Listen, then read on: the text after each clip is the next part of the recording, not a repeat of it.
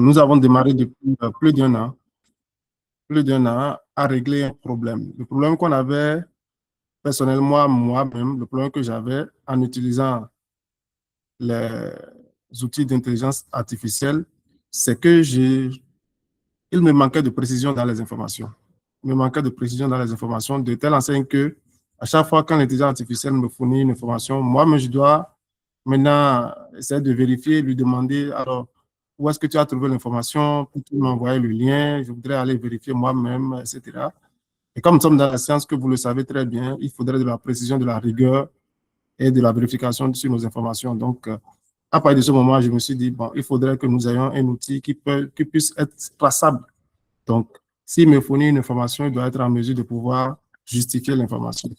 C'est à partir de ce moment que nous avons commencé par travailler sur un cadre de compétences à l'IA que nous lui avons fourni pour que, en voulant, par exemple, m'aider à vérifier où les informations dans mes documents, il puisse les sortir avec les liens hypertest pour me permettre de les vérifier. Dans le contexte scientifique, ça se traduit à travers les revues de littérature que nous avons l'habitude de faire parce que le besoin aussi, le deuxième besoin, c'était de trouver les documents scientifiques pour étayer nos idées. Quels sont les travaux que les autres auteurs ont déjà réalisés et pourront nous permettre à nous de pouvoir améliorer ce que nous sommes en train de faire la discussion, la revue de littérature, la problématique, l'introduction, etc. Pour les chercheurs, de façon classique, lorsque l'intelligence artificielle n'était pas là, il fallait aller sur Internet, aller sur Google ou Bing, tout ce que vous avez comme moteur de recherche, de pouvoir poser la question, de rédiger, en fait, d'écrire la requête et de lancer, de commencer par fouiller les pages, etc. Mais aujourd'hui, la donnée est en train de changer. Les gens ont tendance à poser la question à ChatGPT, à Claude, tous ces IA-là, sur ce qu'ils avaient l'habitude d'aller sur Chrome à le rechercher. Du coup, c'est devenu également un moteur de recherche. Et même si aujourd'hui vous allez sur Chrome, vous posez la question, vous mettez votre requête, il y a le mode IA de Gemini qui commence par vous répondre. C'est-à-dire que très bientôt, nous n'aurons que les IA pour aller checker les bases de données pour fournir les informations dont nous avons besoin. Mais ces informations restent ouvertes au grand public. C'est-à-dire que lorsque vous lancez une seule requête, le moteur de recherche peut parcourir, que ce soit des informations sur des sites gouvernementaux, que ce soit des informations sur des sites académiques, ça dépend de l'orientation que vous lui avez donnée. Mais nous avons constaté, nous, que cette façon de faire fatigue déjà l'attention, le fait déjà de la concentration, le fait déjà de chercher à trouver la bonne information, le bon site, etc. Ce que nous, on a essayé de faire alors pour pallier à cela, nous sommes abonnés sur des plateformes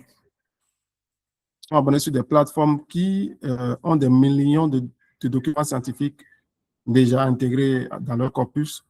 Nous, on a eu les autorisations qu'il faut pour quelques plateformes qu'on a, pour permettre à ce que lorsque le chercheur est sur ARIA et lance une recherche sur une thématique donnée, automatiquement, l'outil ira dans ces bases de données pour chercher les documents scientifiques, que ce soit les articles, les thèses et autres qui ont déjà été rédigés. Et on a essayé de cadrer ça dans le fait que parfois on a besoin des informations qui courent d'une certaine période d'une certaine année à une certaine autre période, à une certaine autre année. Par exemple, vous avez besoin d'un document qui court de 2000 à 2016 sans forcément avoir besoin des années extérieures à cet intervalle-là. Donc, vous pouvez faire des paramétrages afin donc d'être ciblé. Également, selon vos domaines, vos profils, vous pouvez paramétrer ARIA afin donc de pouvoir se situer dans votre angle de professionnalisation. Parce que oui, c'est vraiment utile pour les chercheurs d'être cadrés. Donc, puis après, c'était après les besoins des uns des autres s'exprimaient par le fait, est-ce que ARIA peut nous aider à faire un article scientifique? Est-ce que ARIA peut nous aider à faire ceci ou cela? Un instant, s'il vous plaît.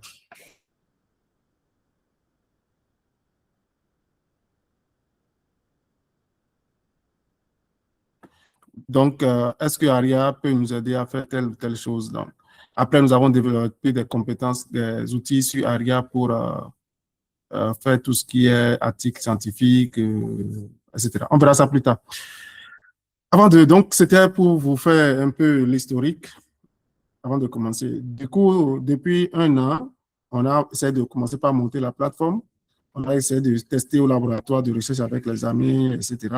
Et alors, ici, nous sommes passés à une phase de mise à l'échelle. Et dans cette phase de mise à l'échelle, nous avançons de façon échelonnée, graduelle, vraiment prenant en compte les observations des uns et des autres pour améliorer la plateforme, puisque nous voulons vraiment que ce soit une plateforme communautaire qui répond aux besoins de tous. Donc, c'est en cela qu'aujourd'hui, c'est pratiquement la quatrième séance de formation que nous sommes en train de tenir. Une était en présentiel et celle-ci est la troisième que nous faisons en ligne. Il y a donc des gens qui ont déjà participé à d'autres séries de formations par le passé, qui sont encore là aujourd'hui. Merci à vous.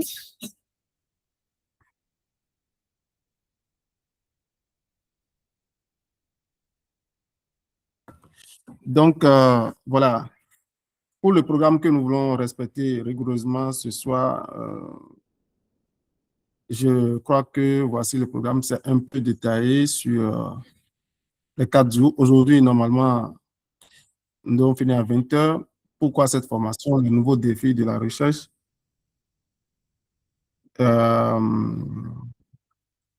Générateur sur l'intelligence artificielle, les concepts, les opportunités, les limites, les risques, les bonnes pratiques, l'échange interactif, l'utilisation avancée des modèles d'IA, la formulation des consignes, précision, etc. Puis après, nous allons passer à une prise de main d'ARIA. Donc, pour ne pas faire trop de théorie, parce que la plupart de ceux qui sont ici utilisent déjà les intelligences artificielles, je vais passer en revue un peu tout ce qui est cadre théorique sur la globalité, la généralité sur l'IA. Puis, après cela, je passerai à la présentation de la plateforme d'ARIA sans forcément rentrer dans les détails des fonctionnalités. OK, donc je pense que comme ça, on va rentrer rapidement dans le vif du sujet. Est-ce qu'il y a des motions, des observations avant qu'on ne démarre?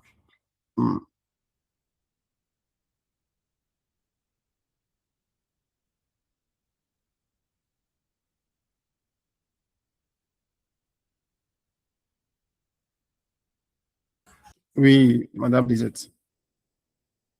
Oui, bonsoir, Dr. Kapo. Bonsoir à tous les participants. Juste pour savoir si ceux qui n'avaient pas participé aux formations précédentes auront du mal à suivre la présente formation ou pas. Puisque s'ils n'ont pas assisté, ça veut dire qu'ils n'ont pas forcément de prérequis. Donc, je voulais avoir votre avis sur la question. Merci. Merci, madame. Cette formation démarre totalement à zéro, comme si, voilà, ça ne tient pas compte d'un antécédent de prérequis. Donc, voilà. Est-ce qu'il y a d'autres observations avant qu'on commence? Le temps que je présente, je partage sur mon écran.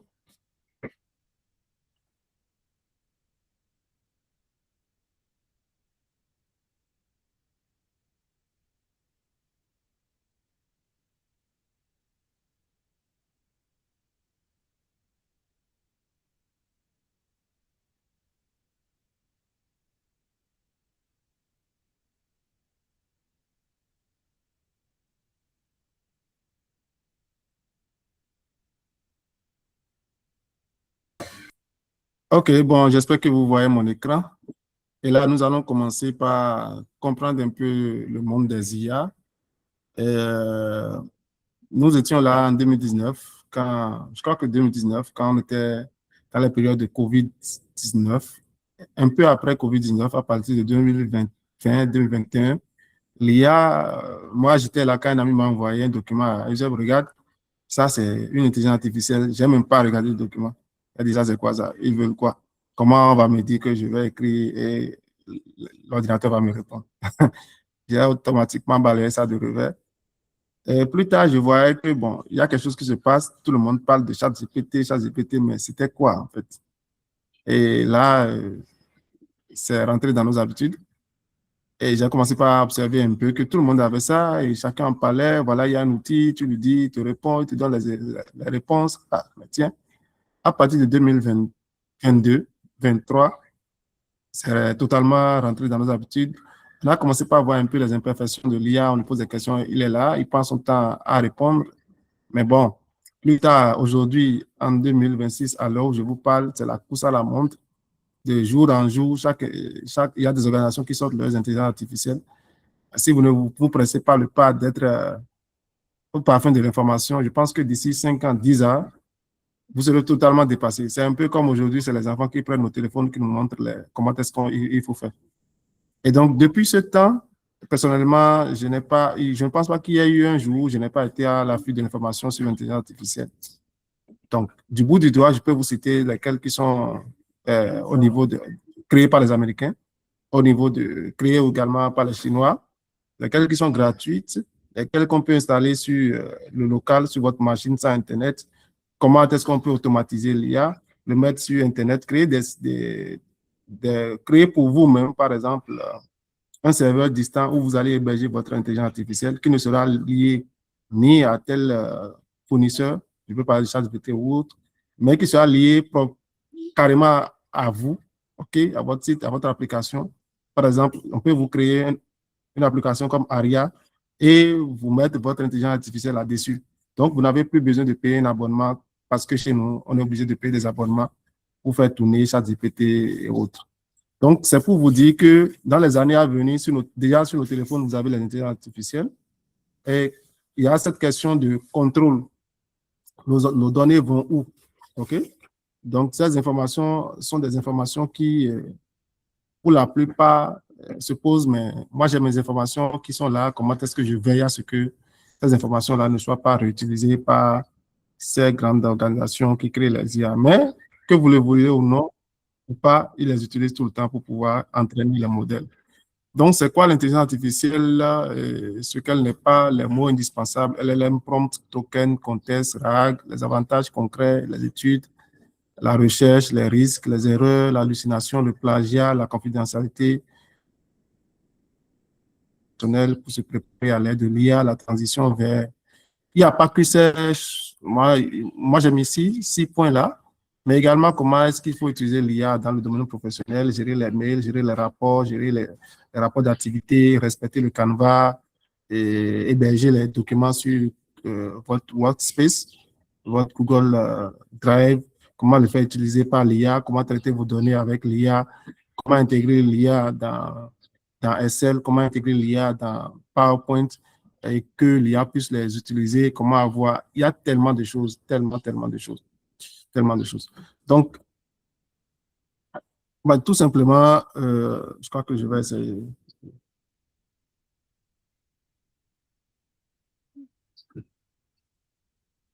OK. Pour l'IA, c'est de faire 3 choses primordiales déjà. OK.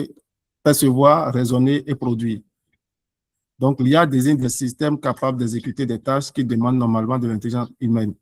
Du coup, si je devrais moi-même, aujourd'hui, on parle de l'automatisation de l'IA, on est déjà là, on parle des agents, on y est déjà. Un agent, c'est comme si vous avez recruté quelqu'un dans votre entreprise pour exécuter une tâche et vous attendez de lui qu'à la fin du mois, qu'il ait rempli cette tâche et que pour le compte de votre entreprise, vous avez forcément un gain productif. Et donc, au lieu de recruter une personne humaine, vous pouvez recruter une IA. Quand je dis recruter, c'est que vous vous le prenez, soit vous le payez, soit vous l'avez en local et il fera cette tâche pour vous. Simple tâche, par exemple, vous avez des gens qui vous écrivent très souvent pour demander des services sur votre entreprise et que vous devez recruter un assistant qui doit gérer tout ça pour vous. Quels sont les mails, faites-moi le point, et voilà. Vous pouvez prendre une IA qui, pendant que vous dormez, fait ce travail à votre place. C'est ça ce que nous on appelle, par exemple, un agent IA. Et dans un domaine, nous sommes en train de développer une plateforme pour un agent IA qui va aller sur Internet, regarder les offres d'emploi, regarder les opportunités de bourse, etc., pour les ONG, les appels à projets. Et chaque jour, de faire le point selon notre identité professionnelle, c'est l'identité de notre entreprise, et de nous envoyer maintenant l'information chaque matin pour dire, ah tiens, Euseb, voilà, j'ai constaté que par rapport à ton domaine de la sécurité alimentaire, il y a un appel à projet qui répond également à, voilà, il y a telle opportunité, est-ce que tu souhaites que je travaille sur ça? Il dit oui, je lui envoie un message par WhatsApp ou par Telegram. Je dis oui, ok, prépare-moi un document.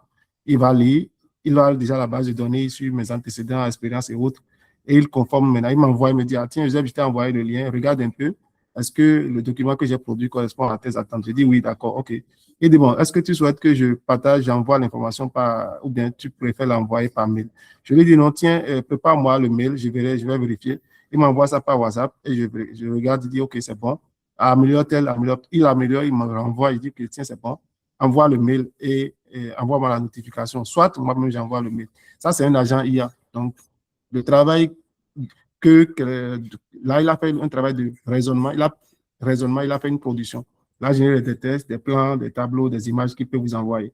Et ça, tout ça se fait déjà à l'arrière-plan. Je peux l'avoir gratuitement, hein. Ça dépend de comment je configure ma chose. Je peux l'avoir pour moi-même. Et ça, c'est des débats que nous pouvons avoir un peu plus tard. Et donc, le commun de ce que nous voyons le plus, les agents, c'est ceux qui ont des entreprises pour les réceptionnistes. Voilà. J'ai une entreprise avec laquelle j'ai discuté récemment qui m'a dit que en une minute, ils reçoivent 20 appels. En une minute, ils reçoivent 20 appels. Et ils doivent répondre à ces appels-là, sans compter le nombre de personnes qui leur écrivent par WhatsApp pour demander d'après leur service. Et ils avaient seulement quatre agents avec eux pour répondre à tout ça. Et donc, ils ont vraiment besoin d'avoir l'IA qui comprend un peu leur service et pouvoir répondre à des gens. D'autant plus que tout le monde ne vient pas demander des services et payer. Vous voyez. Donc, voilà. Nous avons donc le monde des IA classiques, le monde des IA génératives et des IA conversationnelles. Les IA classiques, c'est ce que nous avons totalement au début de la sortie des IA. Ils font des prédictions de tests. Ils s'imaginent que si tu dis que le matin, l'élève Euseb va, mais quand on dit l'élève Euseb va, le matin, il va s'imaginer que le reste, ça doit être à l'école. Donc, c'est comme ça qu'il fait. Il fait des prédictions de mots successifs qui doivent suivre votre phrase. Donc, il n'invente rien. Étant donné déjà qu'il est lié à de grandes bases de données de connaissances, il sait déjà. Lorsque tu dis que quel est le phénomène du chien, il sait que, il ne sait pas, mais il sait déjà que la suite probable, c'est une probabilité de donner de mots. Et donc, dire par exemple que l'IA intelligent, l'intelligence se construit en fait. Donc, mais lui, il a été nourri par des données. Donc, il travaille souvent sur des règles ou des modèles spécialisés, des scores, voilà. L'IA générative crée. Il va au-delà de classer, de faire des prédictions. Il peut créer des contenus. Il peut réfléchir, OK, regarder sur Internet ce qui se passe, comment est-ce que les gens font, et vous créez une image, par exemple. Vous demandez de faire des vidéos, l'IA peut vous faire des vidéos, faire du code pour développer une application. Je pense que, pour ne pas dire 100% de ARIA a été codé par l'IA, pour ne pas dire 100%. Donc, tous ces IA-là, nous avons ChatGPT, Gemini, Claude, etc. Depuis longtemps, pour les IA classiques, on ne les percevait pas, mais déjà, quand vous faites 1 plus 1 sur votre calculatrice, ça vous donne 2. C'est une intelligence classique qui a pu faire ce travail. On l'a entraîné à faire ce travail. Mais ici, nous sommes rentrés un peu dans le raisonnement. Et nous avons aujourd'hui les IA génératives. Pour ce qui concerne les IA conversationnelles, c'est vrai, c'est les mêmes IA, mais là, c'est vraiment purement conversationnel. Vous lui posez la question, il vous répond. Mais il n'y a pas d'action pure pour produire, pour générer des audios, des vidéos, des images, etc. Donc, des grands modèles de langage sont sortis, entraînés sur de grands volumes de tests. On leur a fourni des bases de données sur les animaux qui existent, les pays, tout ce que vous pouvez imaginer qui existe dans le monde. On a recruté des gens, des hommes, des humains sur le terrain qui ont pris leur téléphone, qui sont passés de ville en ville pour faire les photos des statues, des lieux historiques, pour donc rédiger de l'information et envoyer, qui a nourri l'IA. On a été sur Internet, on a nourri. Donc, c'est devenu vraiment de grands modèles de langage qu'on appelle les Large Language Model, LLM. Il traite les mots, les phrases, les paragraphes, prédit la suite plausible selon le contexte reçu et peut produire une réponse cohérente, même quand elle est fausse. Et ça, vous devez pouvoir remarquer, il peut produire une réponse cohérente, même quand elle est fausse. Et donc, c'est pour cela que tantôt je discutais avec une connaissance à moi, je disais que c'est un risque, surtout pour ceux qui n'ont pas déjà d'antécédents d'expérience dans leur domaine, de commencer directement par utiliser l'IA parce qu'ils ne savent pas si l'IA dit la vérité ou pas. Et moi, dans mon domaine, je sais que mon domaine est grand, mais si les choses spécifiques que je lui demande, si c'est bon, je sais, si c'est pas bon, je le sais. Par exemple, je lui avais demandé la population, au début même, en 2023, La population d'Abomey-Calavi m'avait dit 200 et quelques mille, alors qu'on est déjà à 600 et quelques mille. Automatiquement, j'ai su que cette information-là n'est pas vraie. Et quand je lui dis, ah tiens, ton information n'est pas vraie, voilà comment il faut faire, etc., il dit, ah ouais, je m'excuse, vous pouvez constater ça. Donc, il a soutenu, il a fait un long document propre. Moi, j'étais tellement content alors que c'était tout faux. Voilà. Ce que nous avons essayé vraiment de limiter sur ARIA. ARIA utilise également ces mêmes IA-là.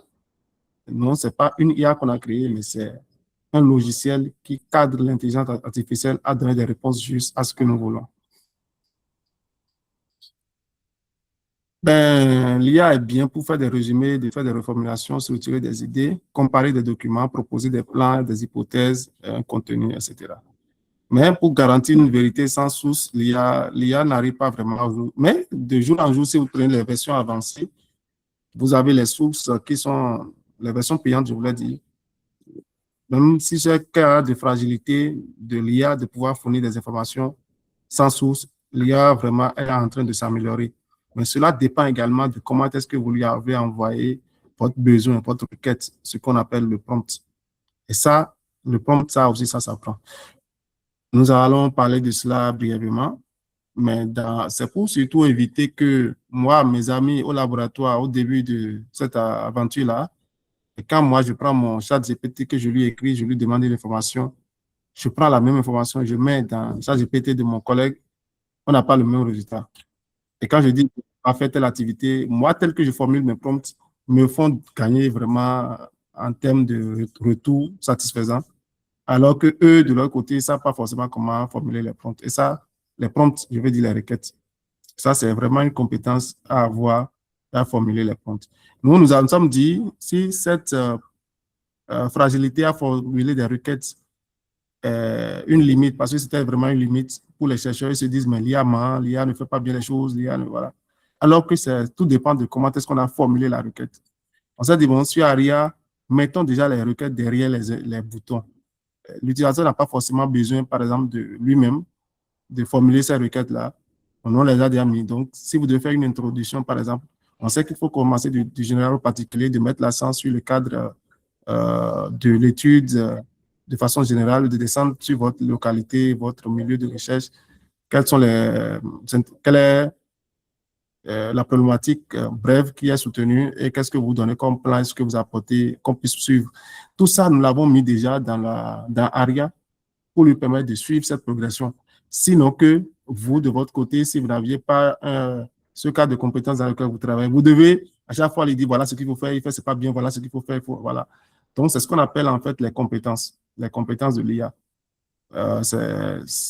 C'est les nouvelles thématiques qui sortent, qui accompagnent aujourd'hui les IA, c'est-à-dire vous, dans votre domaine, pour créer une compétence. Si vous avez l'habitude, par exemple, d'écrire votre rapport en commençant, je dis n'importe quoi, en commençant de la conclusion pour terminer par l'introduction, vous créez un fichier qu'on appelle les fichiers Markdown ou les fichiers un deuxième cerveau, que vous créez une petite application, ou même dans les applications que nous avons là, et vous mettez cette compétence-là dans l'application. Très prochainement, lorsque vous avez besoin que l'IA fasse le travail pour vous, il n'a pas le choix, il ne peut que respecter cette façon de faire, cette structure organisationnelle que vous aviez mise en place. C'est ça qui fait la différence entre celui qui sait et celui qui ne sait pas.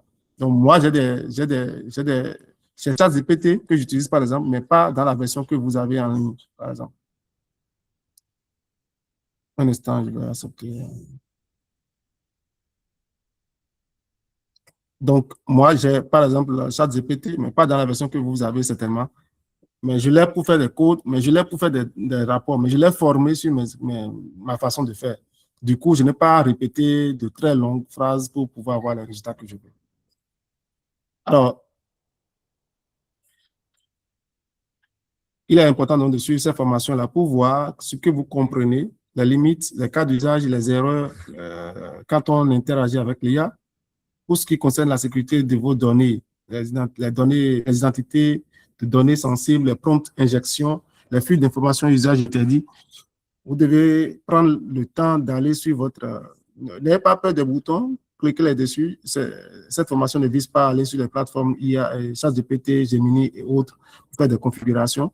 Mais je vous oriente vers ces plateformes-là, de cliquer sur le bouton paramètres, de lire ce qui est là, de voir ce qui est prévu. Quelque part, on vous demande des profils, l'information sur votre profil. Sinon, c'est l'IA même qui remplit ces parties-là compte tenu de vos échanges. Il est important que vous fassiez ces mises à jour. Moi, depuis le début, je n'utilise pas mon propre mail pour, par exemple, sur ChatGPT, non. Tout ce qui est technologie, depuis le début, j'ai toujours utilisé un mail secondaire. Je ne fournis pas toutes mes informations sensibles, non. Mais bien que je sais que sur Internet, on peut trouver l'information, mais à ma place, je peux mettre un autre nom.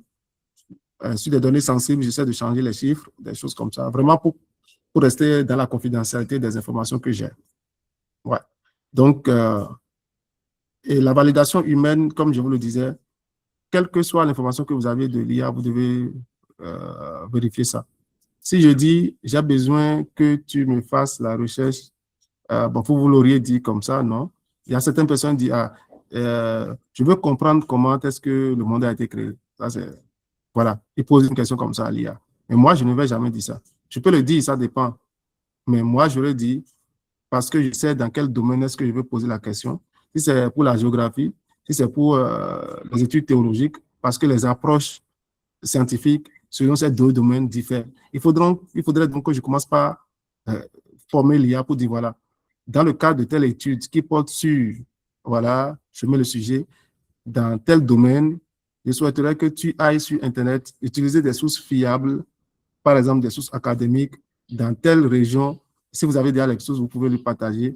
Et donc, de pouvoir me fournir l'information sur comment est-ce que le monde a été créé. Exclu, à vous donner des conditions. Exclu de telle réponse, telle chose.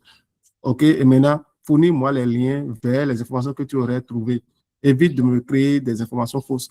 Tout ça là, c'est ce que vous mettez comme contrainte aux réponses de l'IA. Et ça, c'est ce que je vois souvent comme difficulté chez certains amis à avoir la patience parce que vraiment, il faut avoir la patience pour poser le problème. Moi, juste pour poser une seule question, une seule demande à l'IA, je peux faire parfois 30 minutes juste pour finir de formuler une seule requête. Et donc, je le prends comme un individu en griffe, qui ne comprend pas mon domaine, qui doit d'abord comprendre avant de savoir ce qu'il faut faire. Et c'est seulement ce qu'il faut faire. Et donc, même si vous avez une IA gratuite et que vous formulez les choses de façon ordonnée, structurée, étape par étape, jusqu'à dire à la fin maintenant, vous mettez à la fin, voici ce que j'attends de toi. Un document structuré en 6 pages. Voilà, 13 sous-titres, chapitres, tant. Ne fais pas de répétitions. Je prends le temps de vraiment formuler. C'est que la vision finale que j'ai, c'est ça que je décris. Et parfois même, je commence avec lui-même pour lui dire, tiens, voilà ce que je vais faire. Comment est-ce que je dois formuler le prompt pour que tu puisses bien le faire le travail? Et lui-même, maintenant, il me propose maintenant un prompt, c'est-à-dire la requête que je dois utiliser pour que je lui renvoie ça après pour qu'il puisse faire le travail. N'ayez pas honte de demander ce que vous devez faire. Moi, je ne sais pas tout ce que j'ai pu demander à l'intelligence artificielle. Donc, ça, c'est le cas d'usage qu'il faut vraiment vérifier. Voilà. Donc, il y a les agents dont j'ai déjà parlé. Donc, je crois que les notions importantes, le prompt, le token, les fenêtres consensuelles, le RAG, etc. Je vais revenir sur ces vocabulaires-là au cours de la formation. Mais déjà, le prompt, c'est déjà le message que vous formulez, que vous envoyez à l'IA. Comme je vous l'ai déjà dit. Le token, c'est un peu la mesure. Nous avons, par exemple, si vous devez mesurer une distance, vous le mesurez, par exemple, vous la mesurez soit en kilomètres, soit en tout ce que vous voulez. Mais au niveau des IA, c'est les mots. Il lit le nombre de mots pour prédire, pour dire, voilà, nous, on peut dire que jusqu'à 700 000 mots dans un document, ça correspond peut-être à 1 million de tokens chez l'IA. Lui ne comprend pas les mots, mais lui, il lit une succession de mots. En fait, la facture que vous avez lorsque vous utilisez les IA, on compte le nombre de mots que vous aviez envoyés d'abord dans votre question et le nombre de mots que vous avez reçus de l'IA. Et c'est ça qui constitue votre facture. Donc, par ailleurs, les gens vont vous vendre 1 million de tokens, je ne sais pas, hein, ça peut être à $1, à $2, ça dépend de l'IA, de sa performance. Du coup, lorsque vous utilisez ChatGPT et que vous êtes sur la version de $20 par mois, et ils vous disent, au début, il n'y avait pas de limite, mais aujourd'hui même, il n'y a pas de limite. Mais vous devez savoir qu'il y a un nombre de tokens qu'on vous a donné. Dès que c'est fini, ça va se bloquer. Mais si vous utilisez Claude, qui est une IA de anthropique, euh, si vous l'utilisez, vous voyez que même si vous payez $20, très vite, le nombre de tokens qu'on vous a vendus finit très vite. C'est pareil, c'est ça que nous on a mis au niveau des crédits IA sur ARIA. C'est-à-dire que on vous attribue un certain nombre de tokens compte tenu de ce que nous on a acheté également. Et dès que c'est fini, le montant d'achat est fini. Pourquoi c'est fait ainsi? C'est que l'utilisateur paye ce qu'il utilise. Ça, c'est plus cohérent que euh, là, vous avez la chance d'utiliser, de mieux structurer votre travail, de planifier votre temps, de savoir ce que vous voulez faire concrètement avant de commencer par utiliser l'outil. Voilà. La recherche augmentée, c'est vraiment cette façon de donner du contexte à l'IA, d'aller lire dans le document, de faire ça, c'est un contexte, c'est un peu long, mais quand nous, on doit faire, par exemple, l'introduction sur ARIA, c'est cette fonctionnalité-là qu'on a utilisée. Il doit lire chaque document, retenir les informations clés qui sont sensibles à votre sujet, les mettre dans un document exploitable et de pouvoir tirer maintenant de ces ressources-là l'information utile pour pouvoir répondre à votre question. Là, il fait de la recherche augmentée. Il donne de la traçabilité, il repère les pages, tout ce qu'il faut repérer, les auteurs et tout, il les met dans un fichier. Vous ne voyez pas tout ça, mais tout ça se passe en arrière-plan pour mieux répondre à votre question. Donc, ce qui fait que si vous avez un document volumineux que vous lui remettez, il lit tout, il peut lire tout. Et comme je vous le disais également, quand je parle de fenêtre contextuelle, la fenêtre contextuelle, en fait, c'est que c'est le nombre de mots que l'IA peut lire en une seule fois. Et donc, cette fenêtre contextuelle-là est fermée. C'est-à-dire ça peut se fermer à 1 million. Si vous avez plus de 700 000 mots que vous lui envoyez, c'est-à-dire que vous aviez envoyé peut-être 10 documents de 300 pages chacun, sachez qu'à un moment donné, il ne pourra pas tout lire parce qu'il est limité dans le nombre de mots qu'il peut lire. Et donc, ça, souvent, plusieurs personnes ne savent pas, ils envoient tellement de documents parce que l'IA peut tout lire, mais l'IA ne peut pas tout lire parce qu'il a été déjà limité dans sa capacité de lecture. Vous auriez pu dire, mais il n'a pas donné l'information sur telle page, mais non, parce qu'au début, depuis qu'il a commencé par lire, il a atteint la limite de lecture. Ce que nous on propose, c'est en fait une auto-relance. C'est pourquoi c'est très important en fait d'avoir quelques informations. Lorsque nous utilisons la recherche augmentée, au début, lorsqu'il a commencé par lire les premières pages, il retient les informations clés, il les classe.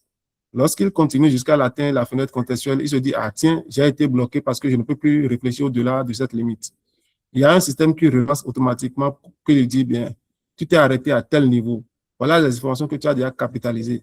Continue à partir du niveau où tu t'es arrêté et tiens compte des informations passées. Et là, il recommence encore. Mais tout ça se passe en arrière-plan. Ce qui fait que lorsque vous êtes sur ARIA, que vous lui envoyez 20 documents, c'est la limite que moi, je vous suggère.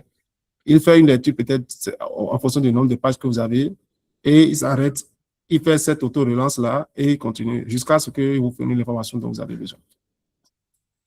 Et j'ai pris le temps vraiment de détailler ça pour que même si vos plateformes, vous puissiez les avoir, vous puissiez réagir de la sorte. Bien. Et en matière de prompt, qu'est-ce que vous faites? Quelle est la formule simple? La qualité de la réponse dépend fortement de la clarté de l'instruction. C'est ce que je tentais d'expliquer. C'est ce que je tentais d'expliquer. Vous devez donc lui donner le rôle qui doit être l'IA, la tâche qu'elle doit exécuter, que doit-elle produire, le contexte sur quel sujet ou document, le format que vous voulez, en fait, la fin, qu'est-ce que vous avez besoin d'avoir, un document, un paragraphe, un tableau, la contrainte, le niveau, la longueur, le style, les sources, tout ce qu'il doit accepter, tout ce qu'il ne doit pas faire. Là, vous mettez dans les contraintes. Et comme exemple, agir comme un encadreur de mémoire, être moral, formule, etc. Mais aujourd'hui, l'IA est tellement intelligent que vous n'avez pas forcément besoin de lui dire agir comme un encadreur de mémoire. Non. Dès que vous commencez par le dire, dans le cadre de la réalisation de mémoire intitulée tel, il sait déjà qu'il doit pouvoir se mettre dans cette corpus-là parce qu'ils ont tellement entraîné les IA que lorsque vous lui posez la question aujourd'hui, lui-même, il peut activer d'autres agents derrière. Lorsque vous êtes dans le domaine de la médecine, que vous dites, ah tiens, ok, dans le cadre de tel, je n'ai pas les notions de la médecine, Lorsque vous mettez le mot, automatiquement, lui-même, il active un agent derrière qui dit, bon, voilà, je veux réagir dans le cadre de la médecine. C'est toi qui as été formé pour répondre à ces questions-là. Donc, oui. Mais vous essayez vraiment, ça là, c'est très simple. Vous devez donc être un peu plus détaillé que ça. Là, du prompt passe par l'intuition aux exemples few shoot. Nous allons voir quelques techniques de prompt que les gens ont l'habitude d'utiliser. Par exemple, le few shot et aux techniques avancées comme le prompt chaining, le tree of thoughts, je ne sais pas comment vous le dites en anglais, pour obtenir des réponses précises et de haute qualité. Le zero shot, c'est quoi? C'est le niveau de base de l'interaction avec une IA. Vous donnez une note directe sans fournir aucun exemple de résultat attendu. Donc, l'IA s'appuie uniquement sur ses connaissances pré-entraînées pour deviner la forme et le fond de la réponse. Comme, par exemple, rédige un compte rendu de la réunion d'ONG d'hier. Mais là, vous n'avez pas donné, par exemple, vous, votre Canva, rien, et quelle est la structure, dans quel contexte, rien. Bon, donc, l'IA lui-même doit se baser sur ce qu'on lui a déjà dit, comment on l'a entraîné, comment on l'a formé pour répondre à votre question. Forcément, ça a des limites. Donc, le résultat est générique ou mal calibré et vous vous énervez inutilement parce que vous n'allez pas cadrer. Ça, c'est le prompt simple, ça, les instructions simples. Mais l'exemple de few shoot, c'est l'apprentissage par l'exemple. Et ça, moi, j'utilise énormément. Cette technique consiste à donner à l'IA un ou plusieurs exemples concrets du résultat final souhaité avant de lui soumettre la tâche réelle. Donc, concept, vous montrez à l'IA le format ESA, le temps et la structure attendue. Donc là, moi, qu'est-ce que moi, je fais très souvent? Si j'ai besoin que l'IA s'adapte à un canevas ou j'ai une figure, par exemple, souvent il y a des figures et je voudrais que dans le cadre de la rédaction de ce que je suis en train de faire, qu'on puisse résumer toute l'information sur la page en une figure qui montre des flux, des interactions en différents niveaux, OK? Sur la chaîne, je prends la chaîne alimentaire, par exemple. Donc, où je prends l'organigramme d'une organisation qui a un schéma, en fait. Et donc, moi, je fais quoi? Je prends le test explicatif, je lui donne, je prends la capture d'une autre, je vois, j'ai vu un organigramme sur Internet qui me plaît, je prends la capture, je lui envoie, je lui dis, OK, prends connaissance de la réalisation de cette capture, car sur cela va se baser, tout cela va se baser, en fait, le travail que tu dois me fournir. Il comprend un peu, je lui dis, OK, voilà l'information que j'ai au sujet de mon organisation. Faire la même chose telle que tu le vois à l'image. Donc, il va s'adapter. Donc, ça, c'est l'apprentissage par l'exemple. De la même manière, la dernière fois, je dois respecter un canevas de rédaction d'un document. J'ai extrait les informations qu'il faut. Je lui ai envoyé le canevas. Je lui ai dit, prends ça comme une compétence, en fait. Et crée la compétence, installe ça dans telle partie de notre discussion. Et il a créé la compétence, j'ai regardé, il a respecté la structure, il a compris comment est-ce que, au niveau de chaque paragraphe, comment on a fait le lien. On a introduit le sous-titre, on a fait le lien avec le sujet, on a fait le résultat, etc. Il a tout compris, il m'a fait. J'ai compris que bon, ça marche. Et après, quand je lui ai dit, voilà l'étude dans laquelle je travaille, voilà comment est-ce qu'il faut faire, il s'est adapté réellement au travail. Donc, les cas d'exemple sont là, mais je ne vais pas tout traîner là-dessus. Donc, le chaînage de prompt, au lieu de demander à l'IA de réaliser une tâche complexe en une seule fois, vous divisez le travail en une suite d'étapes logiques, une chaîne où le résultat d'une étape, c'est le point de départ. Bon, concrètement, c'est quoi? Dernièrement, j'ai travaillé avec des gens et devraient réellement travailler sur des documents de contrat, en fait, d'un certain nombre de leurs collaborateurs. C'est des nouveaux collaborateurs, c'est des nouveaux contrats. Maintenant, tel qu'ils avaient l'habitude de fonctionner, c'est qu'ils envoient, ils donnent, comme je vous l'ai dit, le prompt vague, sans forcément expliquer le but. Je lui ai dit, donc, voilà votre domaine. Dites à l'IA, comment est-ce que moi je fais? Dans ce cas-là, qu'est-ce qu'on a fait? Le domaine dans lequel ils étaient en train de travailler, je prends l'exemple de la communication, je lui ai dit la communication d'entreprise dans tel secteur. On dit, qu'est-ce que je fais? Est-ce que tu as des informations sur la communication d'entreprise dans tel secteur? L'IA va donner une première information. Je lui dis, OK, va sur Internet et voir quelles sont les avancées dans cette domaine. L'IA va sur Internet, il prend l'information et il me revient. Et quelles sont alors les clauses, l'avenir dans l'IA? Comme ça, ils sont en train d'entraîner l'IA sur ce que je veux. regarde, je viens maintenant au Bénin, je dis, mais au Bénin, quel est le constat que tu fais? Tu peux aller sur Internet et chercher un peu les sources et me faire un rapport. Il va, il dit, mais au Bénin, il y a des insuffisances, il y a des améliorations, voilà ce qu'il faut faire. Il dit, OK, pour une entreprise qui gère, par exemple, 10 employés dans tel domaine, qui souhaite atteindre tel but, qu'est-ce que tu penses qu'on peut intégrer dans notre... Et de façon progressive, nous sommes en train d'élaborer jusqu'à là compris, en fait, ce que je veux et d'où est-ce que nous sommes partis. Maintenant, je lui dis maintenant, pour donc établir un contrat à tel type de personnel qui, quelles sont les informations qu'on devrait, selon toi, avoir? Il dit, bah, OK, voilà. Il lit, j'ai dit, OK, regarde sur Internet les grandes organisations qui sont dans ce domaine-là et fais-moi le point de comment est-ce qu'ils structurent leur contrat. Il va, il regarde, il dit, ah tiens, voilà.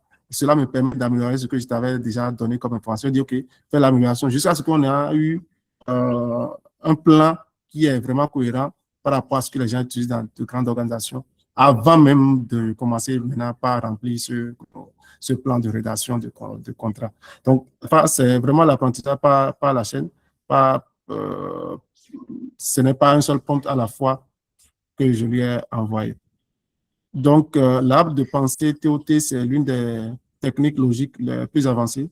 Elle demande à l'IA d'explorer plusieurs pistes de réflexion en parallèle, de s'auto-évaluer à chaque étape et d'abandonner les mauvaises pistes. Ça, je le fais souvent quand nous faisons du codage d'application.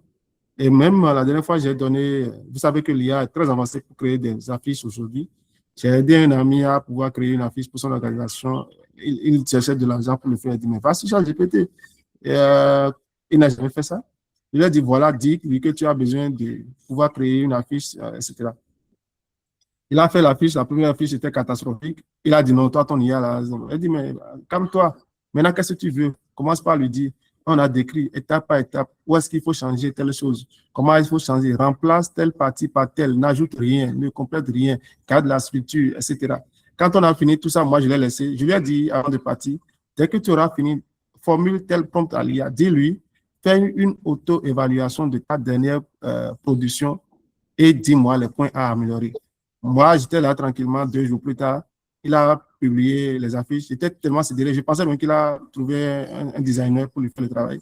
Je lui ai écrit, il m'a dit, ah, tu sais, c'est l'IA qui m'a dit, hein, j'ai fait de 15 heures jusqu'à 18 heures pour produire ces deux affiches. J'ai dit, waouh. Et ce qui m'a sauvé, c'est que tu m'as dit de lui dire de faire une auto-évaluation. C'est ça, quand je lui ai dit, il a fait une auto-évaluation, il a constaté que les formes n'étaient pas bien, il y avait des interférences, des chevauchements. Et c'est quand il a fait ça qu'il a corrigé. J'ai eu la dernière version que je t'ai envoyée. OK, donc cette façon de faire là, elle est très importante, de faire l'auto-évaluation de ce que l'IA a produit. Aujourd'hui, c'est assez important. Moi, je le mets directement dans les prompts. Je lui dis au fur et à mesure que toutes les informations, fais l'auto-évaluation pour vérifier si l'information que tu as trouvée est véridique. Voilà.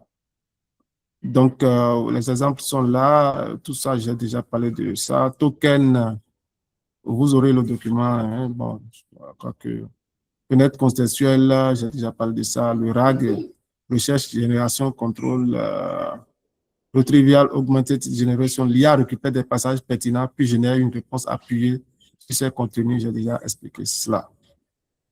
Donc, le prompt ingénierie, il y a des formations sur Internet qui existent plein sur ces questions-là. Les IA multimodales, le seul IA peut faire des images, des PDF, des tableaux, des audios, comme ça, GPT, Claude et autres. Mais je crois que Claude ne fait pas encore d'images, si je ne me trompe pas. Donc, les agents IA, j'ai déjà parlé des agents IA. OK. L'hallucination, quand l'IA invente ça avec assurance, je vous avais déjà parlé de ça. Je n'ai pas parlé d'hallucination, mais c'est quand il invente des fausses informations, ou parfois il oublie le contexte. Vous avez tellement discuté que l'IA commence pas à oublier le contexte de ce que vous avez dit au départ. Vous êtes obligé de lui rappeler un peu, de lui copier ce qu'il avait dit, parce que parfois il oublie. C'est ce que nous avons essayé de corriger sur ARIA, l'obligation de faire référence aux discussions précédentes. OK. Donc, l'impact sur les activités professionnelles, ce que l'IA peut accélérer, etc. Un instant que j'accepte quelqu'un.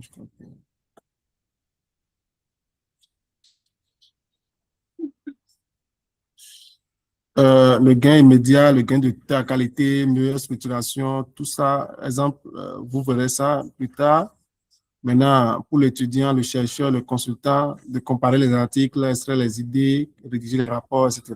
Ça, pour les ONG, les notes conceptuelles, les outils de collecte, synthèse des bailleurs, les enseignants, les cabinets, propositions techniques, support de cours, exercices d'évaluation, tout ça, benchmark, présentation client.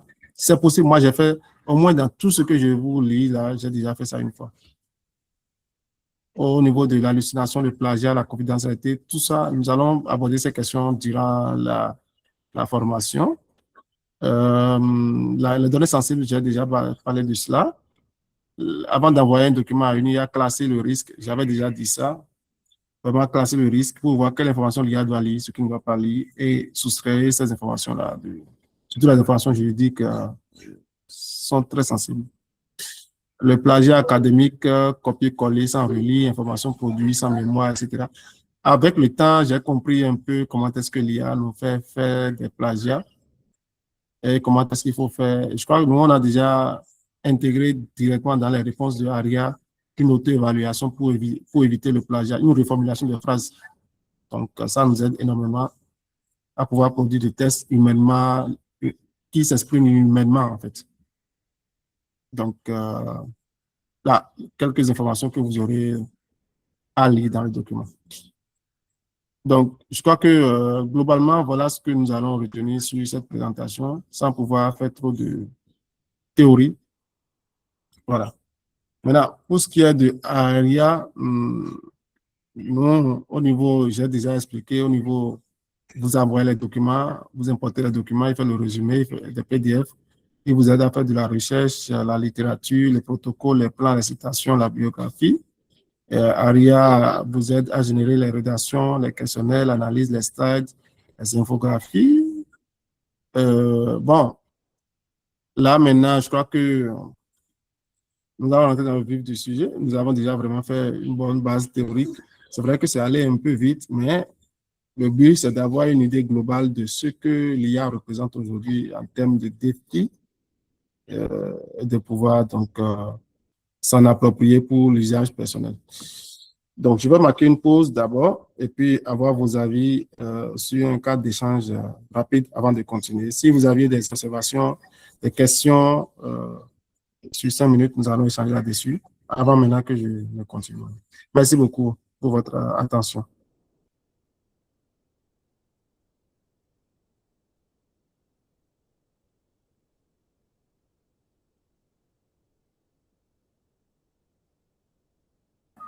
Donc, c'est le débat ouvert. Si vous avez des contributions.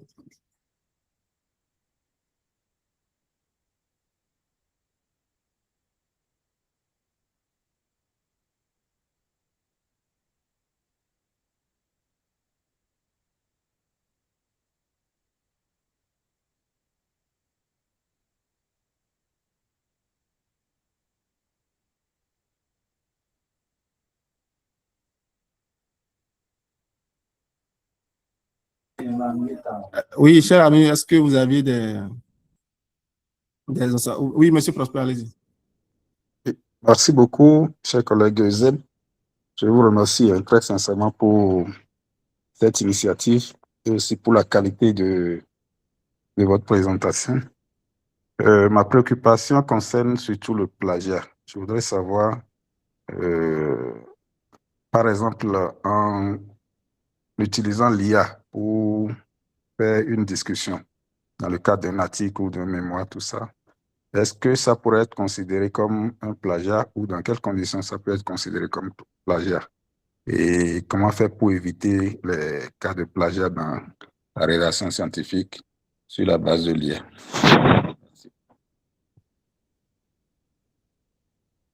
Merci pour cette excellente question qui, chaque fois, revient. Et quand ça revient tout le temps, ça me donne à réflexion. Parce que moi-même, je rédige des articles, des mémoires, des choses. Et comment est-ce que je fais pour éviter le plagiat? C'est en fait ça. Déjà, je dis souvent que celui qui rédige le mémoire ne doit pas tout confier à l'intelligence artificielle, ou même si l'intelligence artificielle lui fournit les informations, il doit être en mesure de pouvoir améliorer ou intégrer un peu, faire des reformulations humainement parlant, pour voir si le style de français de l'IA correspond un peu à ce que lui a l'habitude de faire.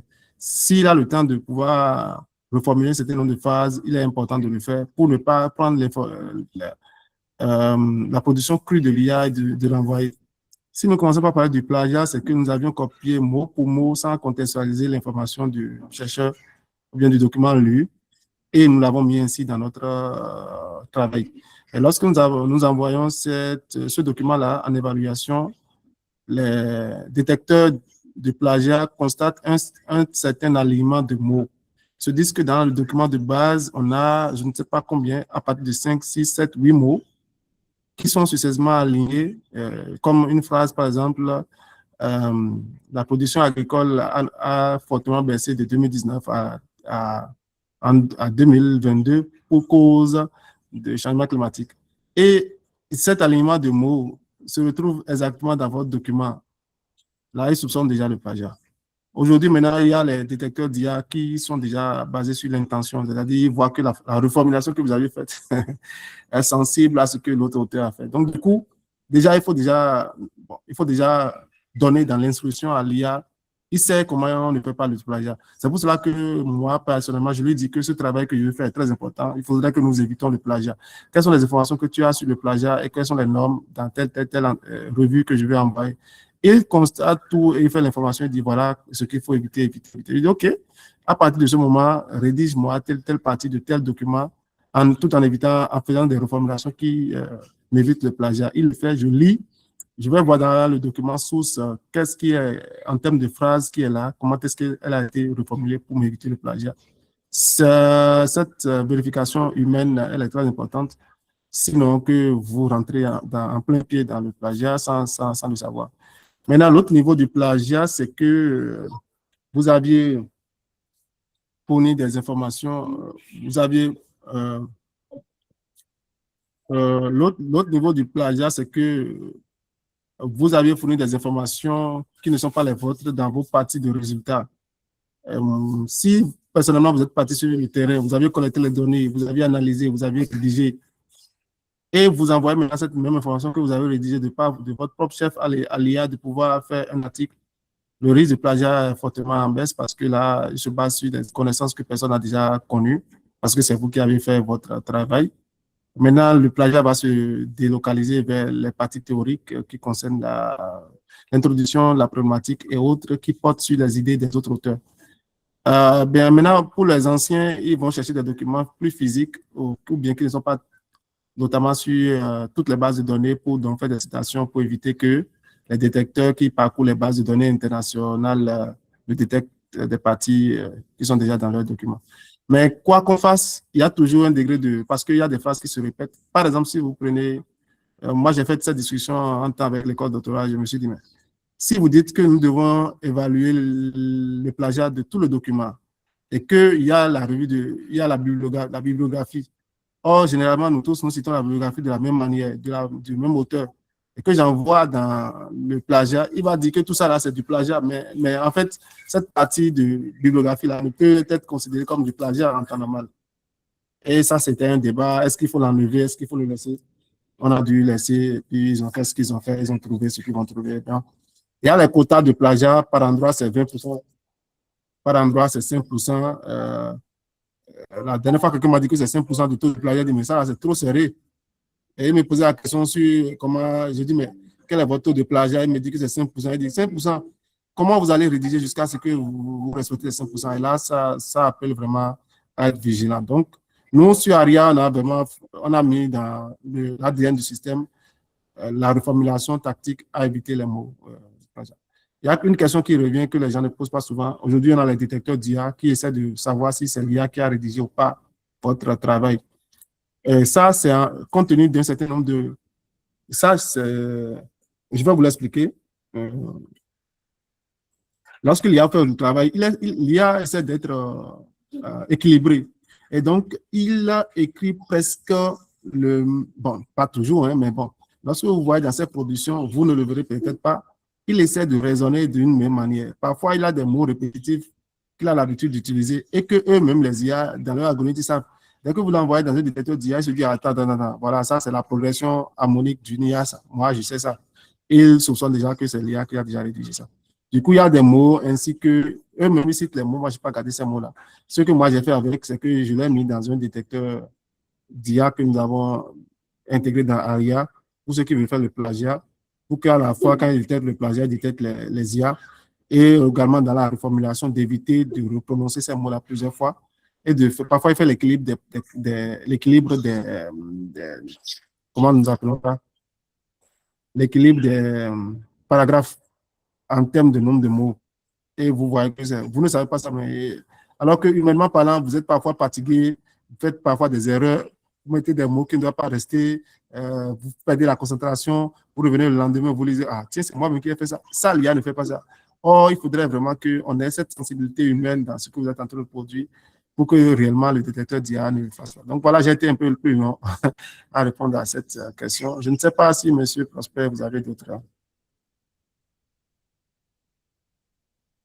J'ai eu satisfaction, merci beaucoup.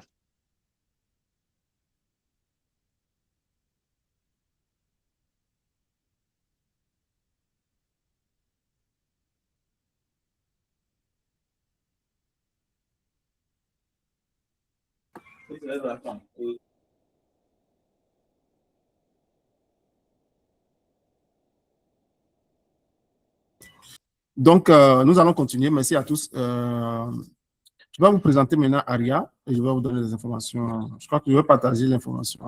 J'ai une autre présentation, mais je crois je vais rapidement voir si on ne va pas trop tergiverser là-dessus. On va pas trop tergiverser là-dessus.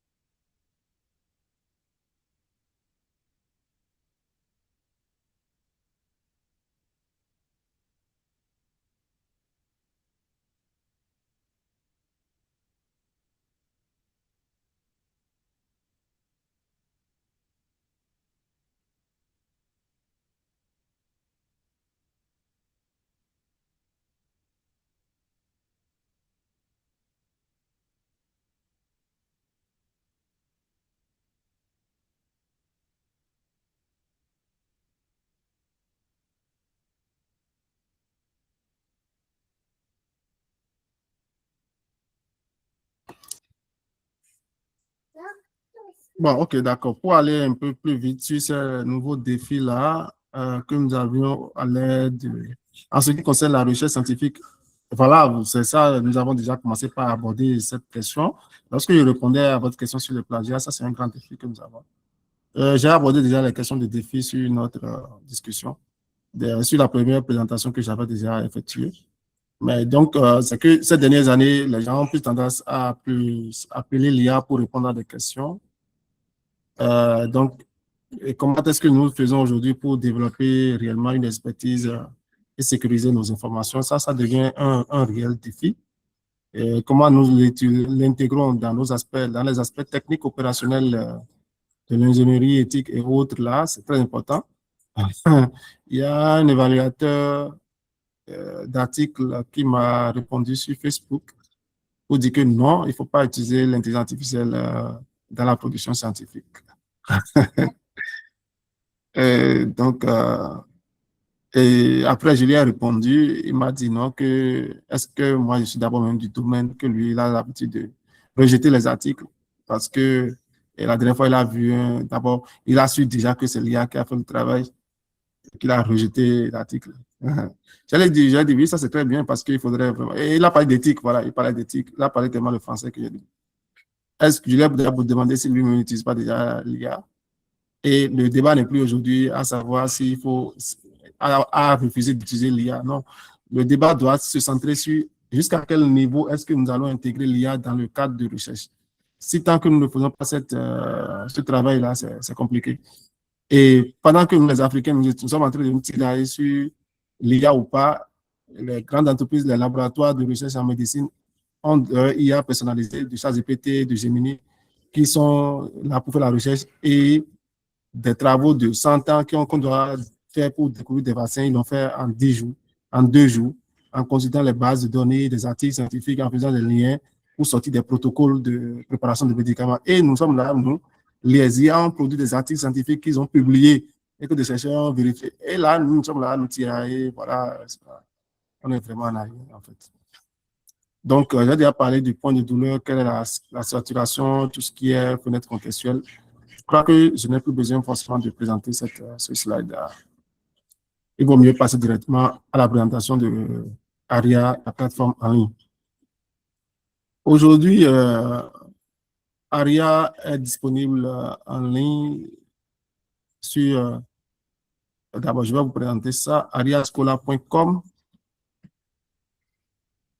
Déjà, j'ai constaté que l'habitude de pouvoir utiliser les chats GPT, nous tous, nous l'avons. Moi-même, j'utilise jusqu'à aujourd'hui pour des aspects précis. Donc, ça devient un nouveau outil où les gens se disent, mais bon, pourquoi je dois utiliser ARIA?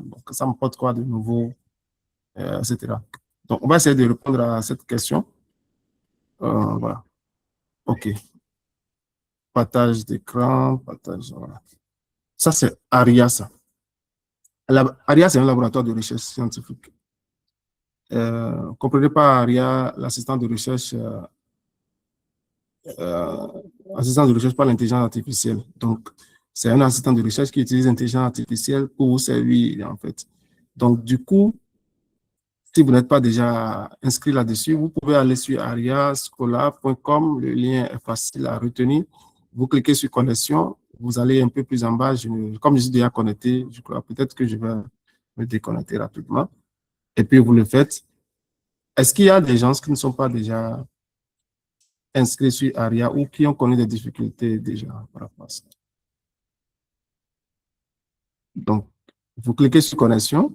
Si vous ne l'avez pas créé, vous cliquez sur inscrivez-vous en bas et vous faites l'inscription. Comme moi, je suis déjà inscrit, je clique après sur se connecter. Voilà. Vous avez cette page, OK. Vous cliquez sur mon tableau de bord ou prochainement, lorsque vous revenez prochainement, voilà le tableau, l'espace que vous aurez. Aujourd'hui, je vais vous présenter cette version. Demain, je vais vous présenter cette version. Après, demain, je vais vous présenter une nouvelle version sur laquelle nous sommes en train de travailler. Je pense que ça pourra certainement aider. Un instant.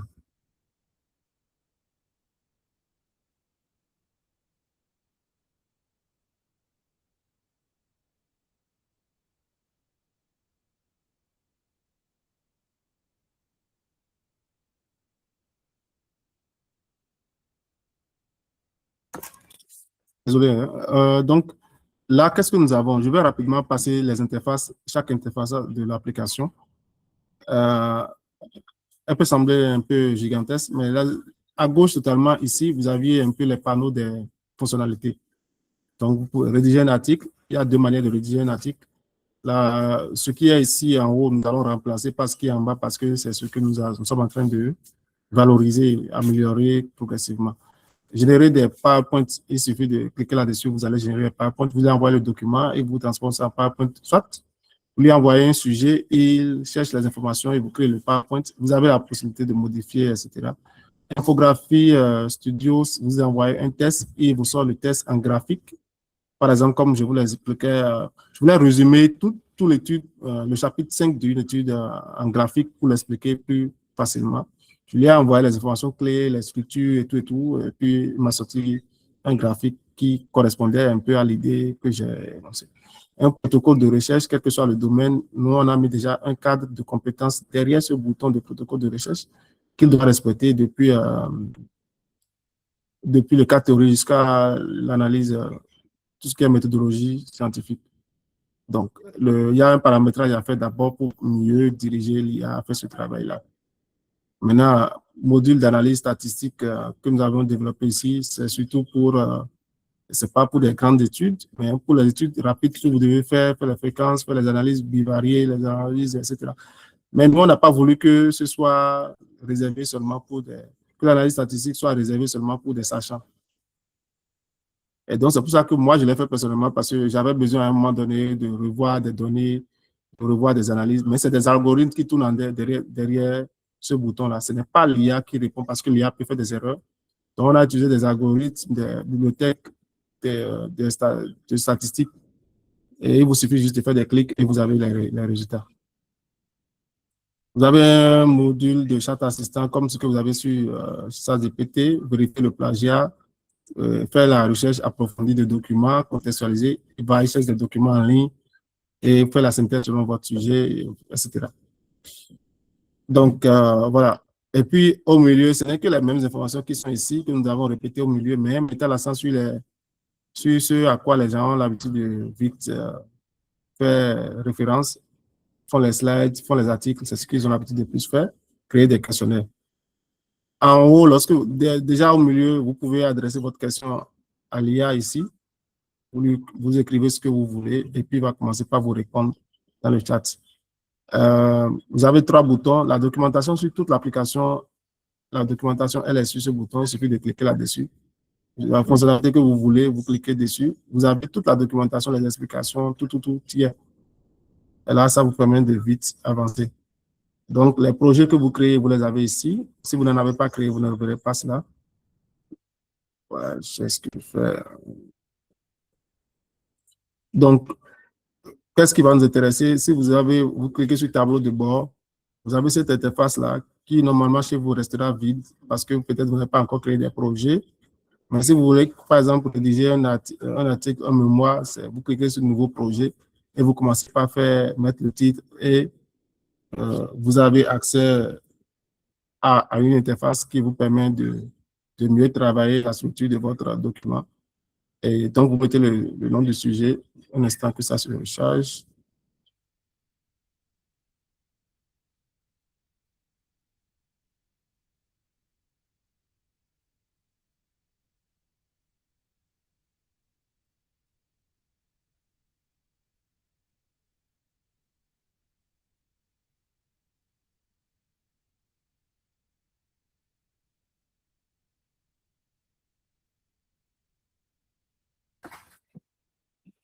Donc, lorsque vous faites ça, vous avez accès à cette interface-là. C'est ici que la machine même se déroule. Vous envoyez les documents, tout ce que vous avez comme document que vous voulez utiliser. Vous l'envoyez les documents. Dans l'interface ici, si vous avez besoin de faire une introduction, vous cliquez sur introduction problématique, revue littérature. Dans ce cadre, l'IA va lire tous les documents que vous allez lui envoyer et produire du test dans l'éditeur ici. Vous pouvez interagir avec l'IA sur les documents que vous aviez. Vous pouvez lui poser la question, il va vous dire tel document comporte telle information. Oui, je peux améliorer votre travail, etc. Je vais vous montrer des cas d'exemple quand on sera concrètement dans le sujet.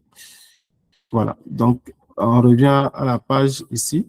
Ici, le nombre de projets que moi j'ai créé, ça fait 27. Le nombre de documents que j'ai au total dans ce projet-là, ça fait 619 documents. Le crédit IA que j'utilise, ça fait 188 004 crédits. Et les 619 documents font 543 mégabits sur 5 gigas que j'ai à utiliser. Donc, maintenant, ça, qu'est-ce qui va nous intéresser rapidement? C'est comment est-ce que vous devez créditer votre plateforme pour l'utiliser. Et donc, je vais essayer de me faire un peu plus clair là-dessus parce que les gens me posent souvent la question de on n'arrive pas à comprendre. Donc, nous avons amélioré un peu l'interface pour expliquer. Vous cliquez en fait sur le cadre, là où le crédit, ici, c'est un cadre figé. Vous cliquez là-dessus. OK. Et vous ramène sur cette interface-là.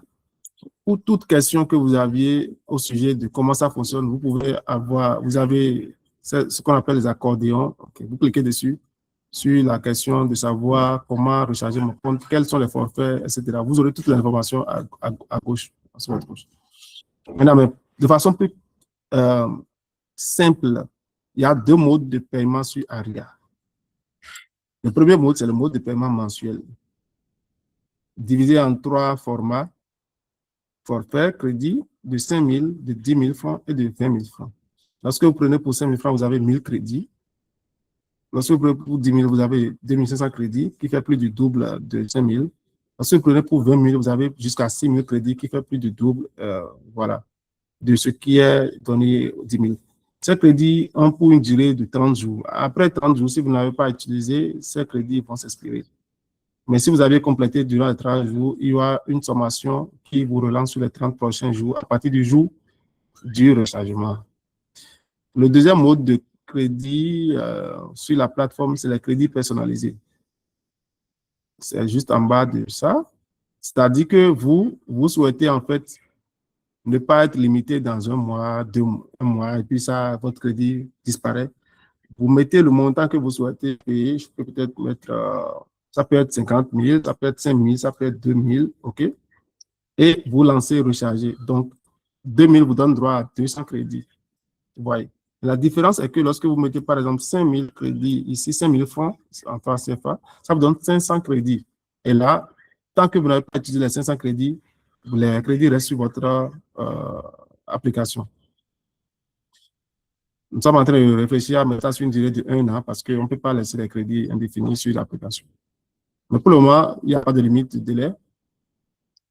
Et là, lorsque vous mettez les 5 000, vous avez 500 crédits. Mais lorsque vous prenez en fait un mode forfait mensuel, au lieu d'avoir 500 crédits, vous aurez 1000 crédits. Parce que justement, vous êtes juste sur un forfait de 1 mois, de 30 jours, pendant que l'autre, lui, prend tout son temps.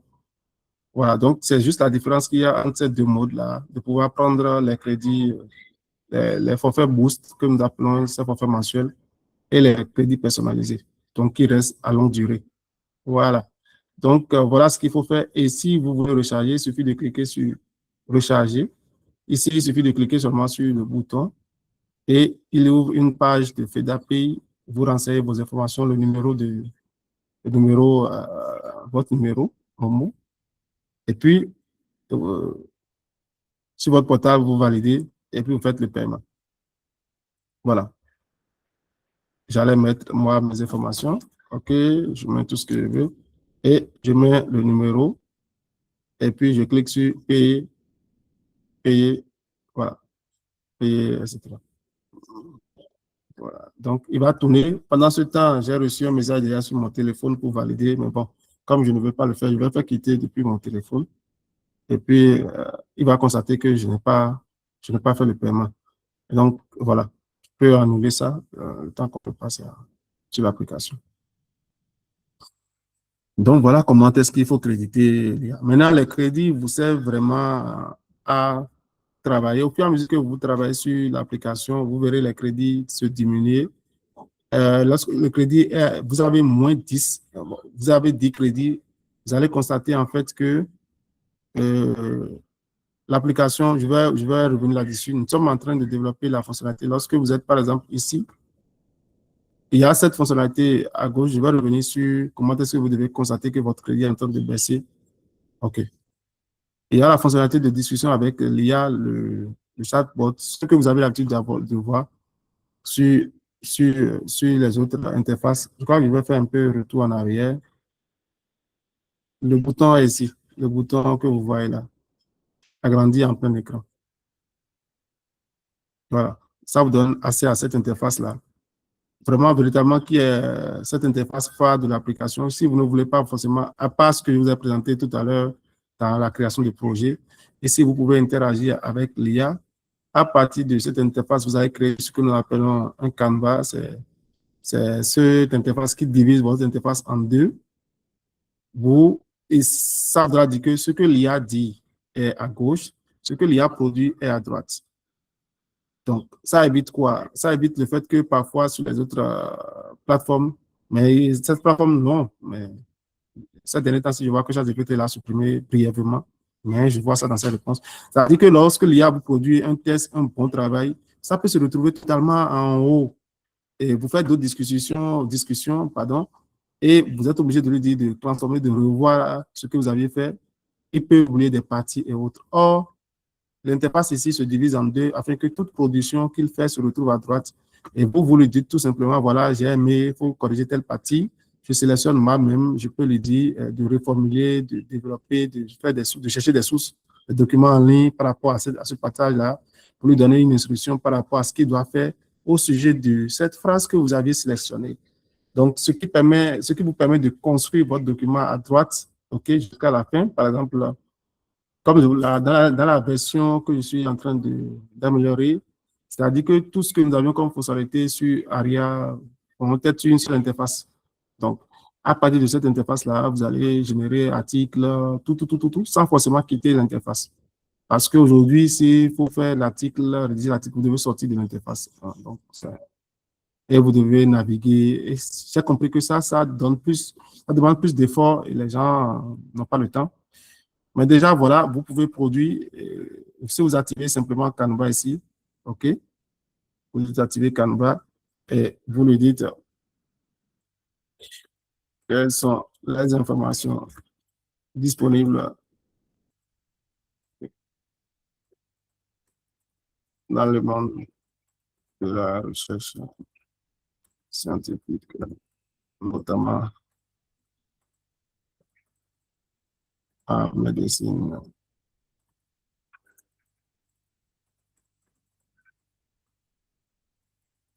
nucléaire. Moi, je mets n'importe quoi, hein, je vais voir ce qu'il va faire. Et une fois que Canva est activé, moi, je lance. Il met Aria à réfléchir. Et voilà.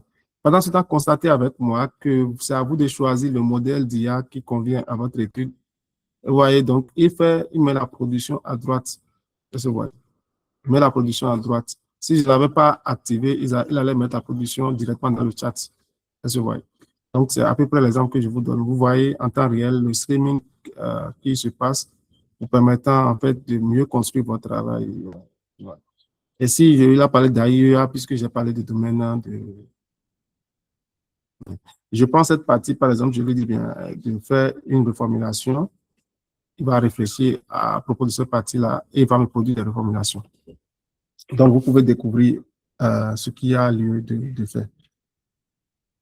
Autre fonctionnalité très importante sur cette interface-là, qui pour nous les chercheurs est très important, c'est de faire la recherche documentaire. Donc, par rapport à ce que je viens de lancer, il est parti sur Internet. Vous avez vu que l'interface est divisée en trois. Il a mis les sources, études de sollicitation dynamique induites par le flux de roue, passage. Il a trouvé un document en ligne pour illustrer son passage et l'information qui va remplacer ce que j'ai déjà sélectionné parce qu'il va faire une reformulation. Il met la proposition de l'information à droite. Ici, il dit la diffusion, au lieu de mettre l'accès à l'information scientifique repose, il propose qu'on reformule un peu plus humain la diffusion de l'acquisition de la connaissance scientifique. Voilà ce qu'il propose. Si je suis d'accord, j'accepte. Si je ne suis pas d'accord, je refuse. OK? Moi, je refuse. OK. Ça va remplacer ce qui est là. Donc, voilà un peu quelques avantages sur cette interface-là. Et maintenant, je vais voir si j'ai déjà... La fonctionnalité que j'ai ici, c'est la fonctionnalité de Deep Research. Je vais revenir là-dessus. Ça vous permet d'envoyer votre sujet de recherche ici, de faire les programmations comme vous le souhaitez, selon votre niveau, de choisir un peu le livrable, une synthèse ou introduction, méthodologie, résultat ou un tableau comparatif. La profondeur d'analyse de l'IA, vous lui donnez, il va lire, faire un résumé très exhaustif des bases de données qu'il aurait consultées. Et puis après, de faire des pages de plus de 10 pages et de produire un résultat, en fait. Et voilà. Donc, quand vous faites ça, l'IA peut prendre parfois même 5 minutes, 10 minutes, aller checker ces bases de données dont je vous avais parlé et de faire la synthèse selon votre domaine. Je vais voir si j'ai déjà quelques rapports disponibles dans quel... voilà, non, pas là. Non plus. Ça, c'est ce qu'on appelle Deep Research. Ça vous permet d'avoir une synthèse bibliographique avec le lien des documents qui sont accessibles. Voilà, je crois que c'est ça. Voilà ce que ça donne. C'est un exemple que nous avions effectué récemment. On a envoyé le sujet.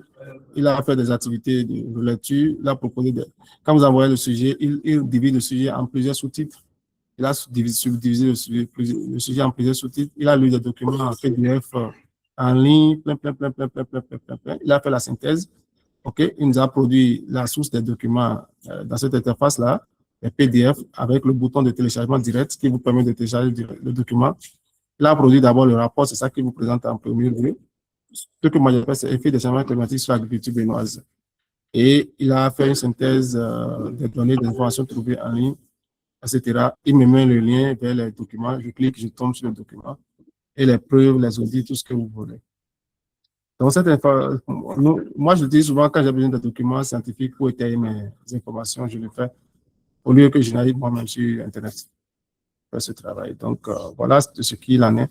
Maintenant, on peut transformer cette production en PowerPoint. Ce que je n'ai pas dit, c'est que au-delà de tout, vous pouvez le ramener dans un projet, sauvegarder, etc., etc. Un instant, s'il vous plaît.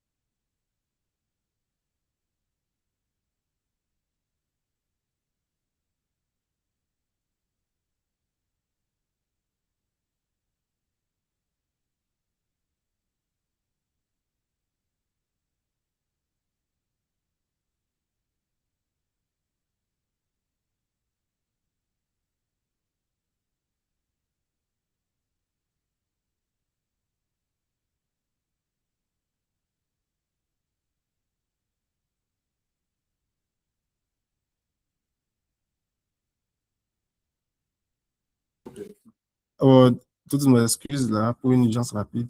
Donc, lorsque vous aviez ça, vous pouvez l'utiliser pour d'autres fonctionnalités. Nous allons voir ça dans la pratique lorsque nous serons là demain et après-demain. Et puis, donc, voilà. Vous avez ici la bibliographie, vous cliquez là-dessus. Vous avez l'interface de la bibliographie, c'est le bouton vert ici qui s'affiche. Pour toute production, que ce soit pour la Deep Research qui vous aide à trouver les sources. OK. Vous avez un instant, vous avez ce bouton lorsque vous cliquez dessus et vous affiche tout ce qui est bibliographie, ce que vous voyez, tout ce qui est bibliographie dans le cadre de cette discussion. C'est juste bonjour, OK, dans le cadre de cette discussion, la Deep Research qui a été effectuée en ligne tout à l'heure, voilà tout ce qu'il a trouvé. Et moi, si je veux le télécharger, je clique sur Export et puis je choisis la norme qui m'est recommandée, c'est AVA, je choisis AVA. Automatiquement, le format change en ce qui concerne la biographie et je pense soit en version TXT, Word ou BibTeX, tout ce qui vous est recommandé. Donc, voilà un peu en ce qui concerne donc, toute production que vous faites dans une discussion est automatiquement référencée. Lorsque j'ai dit à l'IA, cherche pas des documents complémentaires ou sources sur le sujet en cours, il a juste trouvé des informations. Il ne m'a pas mis ça dans un Canva parce que je ne l'ai pas cliqué, activé, mais il met les S1, les S4, les S, c'est des sources, en fait, source 1. Je clique là-dessus et il m'ouvre le panneau. Il me montre directement les services éducatifs complémentaires, etc.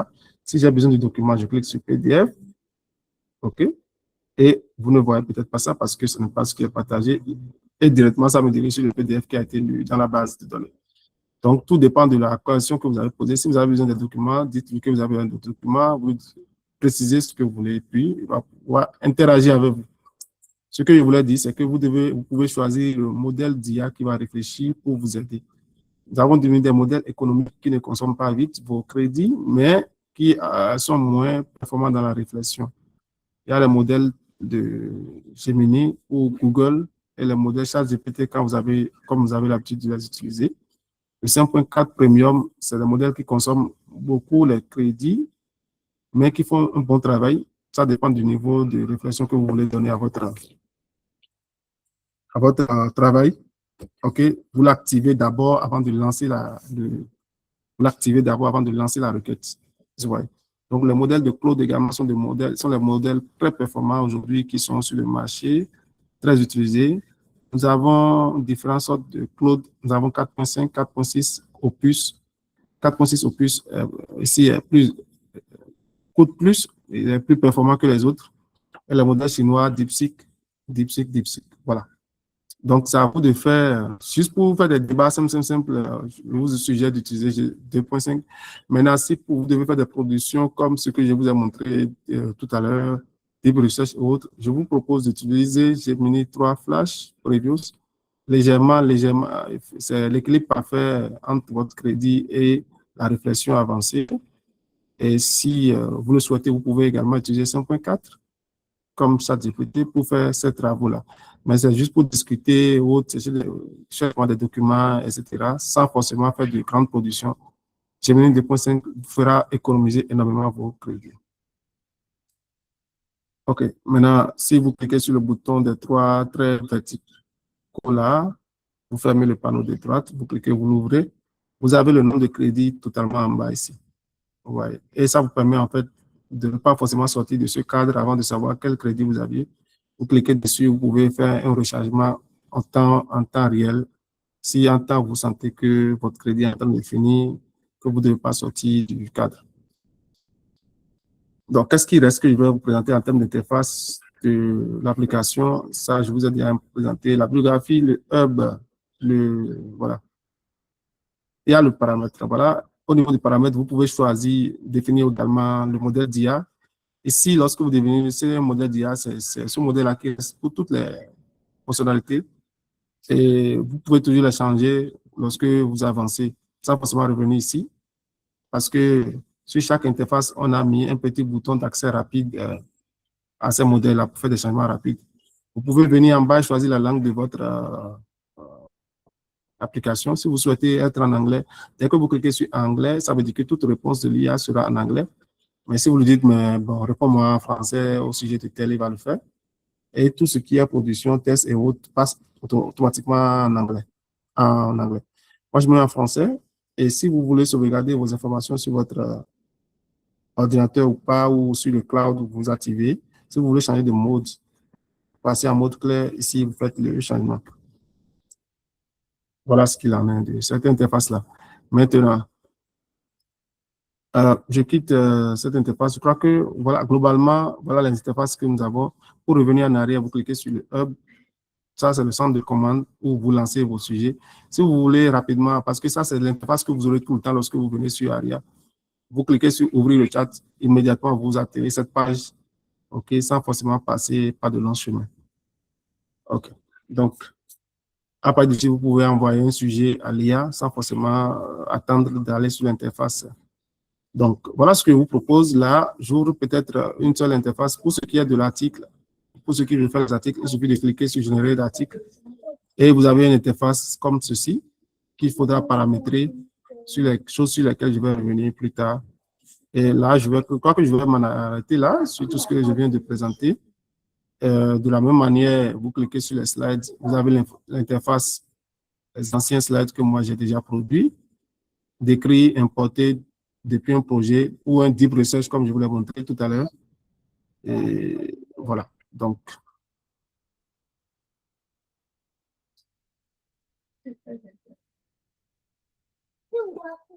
je vais voir si ça va vite, si ça va pas vite. Là, vous avez un petit bouton ici à gauche qui vous permet d'avoir accès rapide aux fonctionnalités si vous voulez changer de fonctionnalité. OK. Et voilà, vous avez un petit bouton en bas ici sur chaque interface qui vous montre le modèle. Vous cliquez dessus, vous venez dessus, il vous montre le modèle en cours de réflexion. Vous pouvez changer rapidement ici de modèle. OK, bon, pour mon article, j'ai besoin que Claude s'en occupe. Vous cliquez dessus, vous prenez Claude. Ah, ouais. Comment je vais recharger rapidement le nombre de crédits qui me reste ici? Je regarde, je peux recharger. Non, je peux rapidement ouvrir le chatbot, discuter avec le journaux. C'est vraiment un bouton rapide pour vous permettre d'aller très vite. Bon, puisqu'il prend le temps pour s'ouvrir, je crois que je vais marquer une pause et puis nous allons passer au temps d'échange. Merci pour votre attention jusque-là. Donc, j'ouvre le temps de discussion. Donc, vous voyez ici, en fait, l'interface de production de slides tel que nous l'avons paramétré, c'est que les slides sont faits immédiatement. Il y a également le speech. Souvent, sur les autres interfaces, Gamma et autres, vous n'avez pas ça. Et il produit les slides, OK. Il produit les slides, il met le speech automatiquement. Il met le speech. Il produit le slide, il met le speech. Et vous pouvez améliorer les slides, passer dans des versions premium, avancées, infographie. Il y a plein de choses que nous allons découvrir durant cette formation. Et vous pouvez éditer, changer, modifier tout ce qu'il y a là comme information. On a vraiment du travail. Et puis, eh bien, c'est facile. Tel que vous le faites, vous avez votre site, vous le téléchargez en version PowerPoint, facile à utiliser. Il y a des améliorations que je peux vous apprendre à utiliser, à faire directement depuis cette interface-là. Voilà. Donc, vous pouvez voir un peu comment est-ce que nous avons essayé de modéliser, de moderniser plutôt les informations pour que ça ait l'air un peu plus classique, intéressant, joli à voir, voilà, à présenter. Merci bien. Je reste ouvert maintenant pour les discussions et les échanges. Si vous avez des besoins de questions, des apports de compréhension, je reste ouvert. On y va.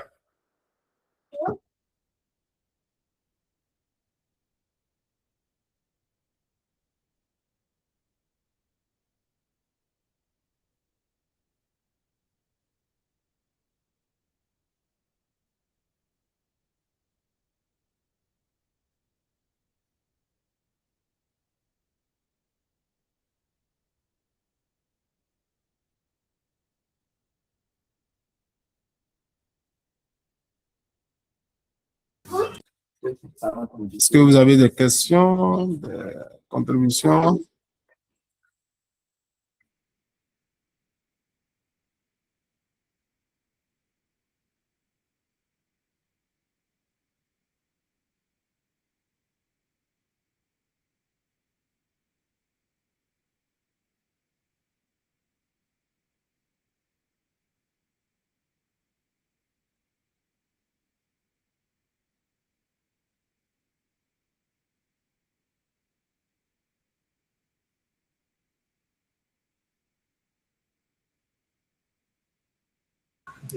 Oui, allez-y, monsieur Yves. Oui, bonsoir à tous. Merci, monsieur Kapo, pour votre présentation. Ma préoccupation a rapport avec les forfaits pour crédit. Alors, dans le cadre de cette formation, initialement, nous avons souscrit à des forfaits mais que jusqu'ici, on n'a pas encore utilisé, moi par exemple. Est-ce à dire que ces forfaits-là sont déjà en cours de consommation puisque c'est d'une validité de 30 jours? Ou bien la consommation commence dès lors qu'on a commencé à l'utiliser? C'est ma question.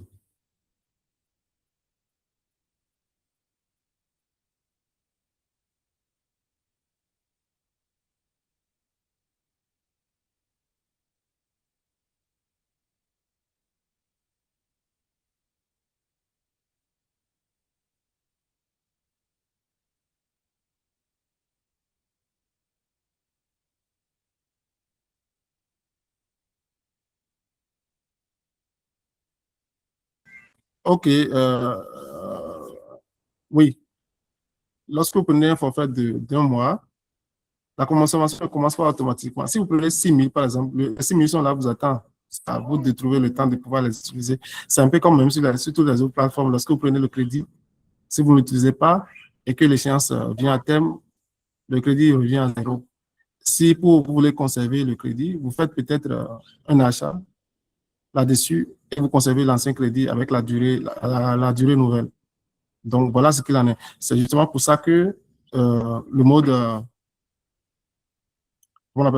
personnalisé est là pour ceux qui n'ont pas forcément le temps parce que c'est ce déficit-là qu'on a. Souvent, moi-même, je n'ai pas le temps de pouvoir utiliser les plateformes et des activités professionnelles et j'ai payé des crédits par-ci, par-là et on me prend les crédits par mois et ça m'arrive tout le temps.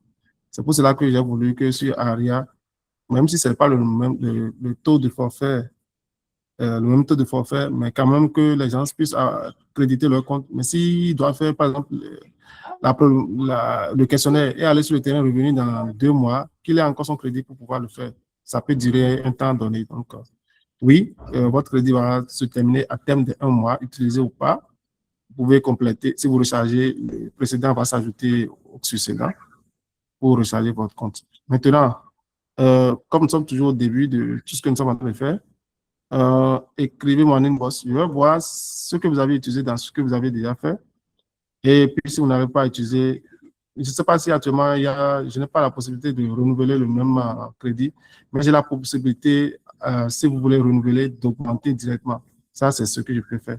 Puisque tout est déjà, la dernière fois, on essaie de faire des manipulations, on décode tout ce qui a été codé. Donc, bonsoir, monsieur le facilitateur, c'est normal qu'il n'y ait pas de oui, mais on n'avait pas eu cette information du cas. Ça m'étonne quand vous le dites depuis, parce que très bien dit que le crédit avait un courant d'un mois. Et tout ce que j'ai fait comme communication, envoyer les mails et tout, c'était, même sur la plateforme, quand j'ai fait la présentation, c'était toujours dit, même avant même de créditer, vous devez pouvoir faire attention à ça. Il y a des informations parfois qui passent vite, mais si ce n'était pas le cas, si vous n'avez pas utilisé encore, faites-moi, écrivez-moi en e-boss, mettez-moi votre mail, je vais vérifier votre compte pour voir ce que vous avez utilisé en termes de crédit. Comme nous sommes en phase d'apprentissage, pour ceux que je suis en train de former, je leur renouvelle d'une manière ou d'une autre pour qu'ils puissent retrouver leur crédit et de pouvoir les utiliser. OK, si c'est moi qui vous ai crédité votre compte, c'est que ça va pas, ça ne va pas se finir en un mois parce que moi, je n'ai pas la possibilité de créditer pour un mois. Mais si c'est moi qui l'ai fait, c'est que ça va rester, ça va demeurer plus que ça. Pour ceux qui avaient des difficultés, oui, il n'y a pas de souci à votre niveau, madame. Autre question?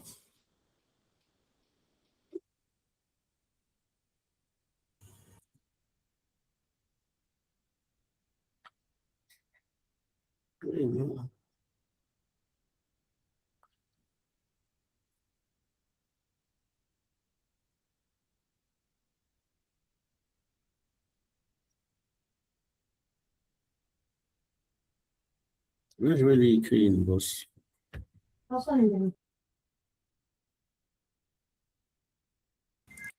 D'accord, c'est bien compris. OK. Est-ce qu'il y a d'autres interventions? C'est vraiment OK.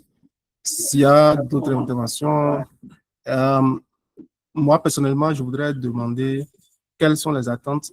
C'est vrai, souvent, on dépend de ça au début, mais là, on a juste encore 2 minutes à faire.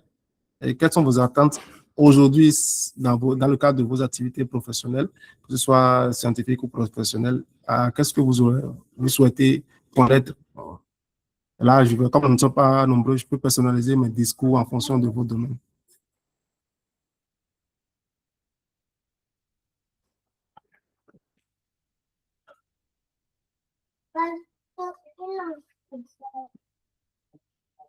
Madame, attends, je vais...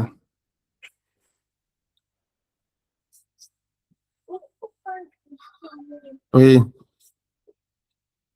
Quels sont vos besoins directs? Je pense que, ou bien ce que nous proposons comme offre là, ça vous tient, ça vous va? Ou soit si vous avez des difficultés d'utilisation de la plateforme. Demain, je vais vous présenter vers la fin le nouveau format de la plateforme que nous sommes en train de... Je crois que ça sera très, très facile. Moi-même, je l'adore déjà, donc je crois que... Ah oui, donc parce que là, quitter ici, cliquer sur l'autre, repartir sur telle fonctionnalité, cliquer là-dessus, regarder la plateforme, c'est trop de boutons à la fois, mais on peut trouver une interface très simple qui fera le travail pour nous. Est-ce que vous aviez vos attentes précises? Là, je pourrais mieux les intégrer.